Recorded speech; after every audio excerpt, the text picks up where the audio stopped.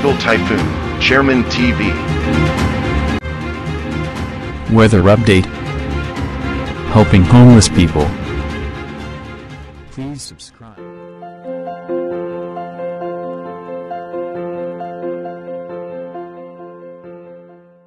Magandang gabi po, ito po ang latest update natin para nga po dito sa minomonitor natin ng si Typhoon Berbena. Si Typhoon Berbena nga po ay nakalabas na po yan ng ating Philippine Area of Responsibility, pero yung extension ng kaulapan yan ay nakaka-apekto pa rin po yan sa western section ng Luzon at maging dito nga po sa parte ng Palawan.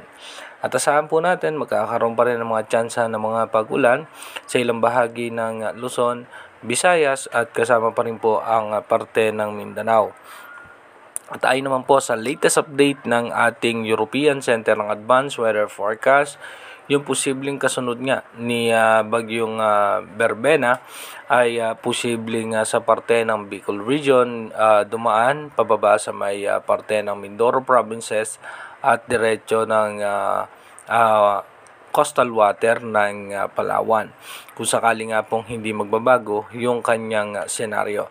Kaya mag-ingat po agad at maghanda yung ating mga kababayan dahil meron tayong posibleng sama ng panahon o bagyo ngayong darating na December.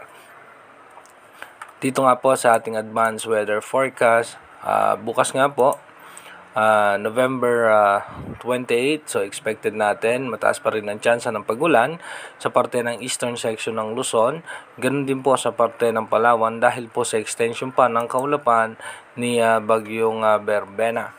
Pagdating naman po ng November 29, expected pa rin po natin na yung northeast monsoon at shear line apektado ang northern Luzon at yung extension pa ng kaulapan ni bagyong Berbena apektado po niyan ang parte ng Palawan.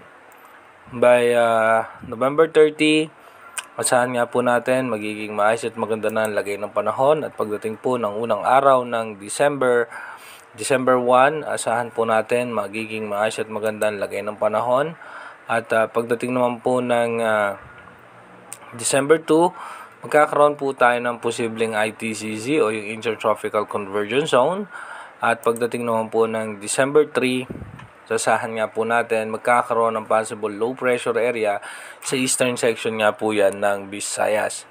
Pagdating naman po ng December 4, nasa loob po yan ng ating Philippine Area of Responsibility at nasa eastern section po yan ng Catanduanes.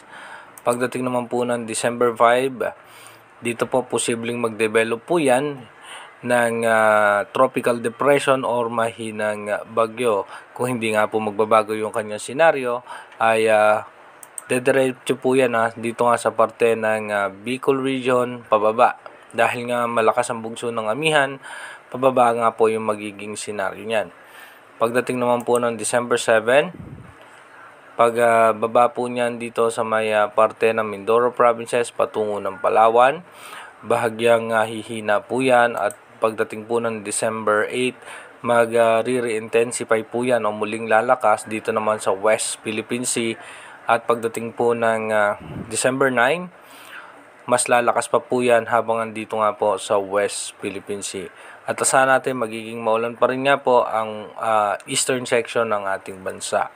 Pero again, inuulit po natin yung ating advanced weather forecast is possible scenario pa lamang po yan. At since malayo pa po yan, malaki pa rin po ang tsansa na magbago po yan. Posibleng low pressure area lamang dadaan yan sa ating bansa. At dito na maging bagyo kapag nasa West Philippine Sea na. O katulad nga nitong unang senaryo na bagyo na muna siya dadaan dito sa parte ng Bicol Region. At mas lalakas po yan pag nasa West Philippine Sea na.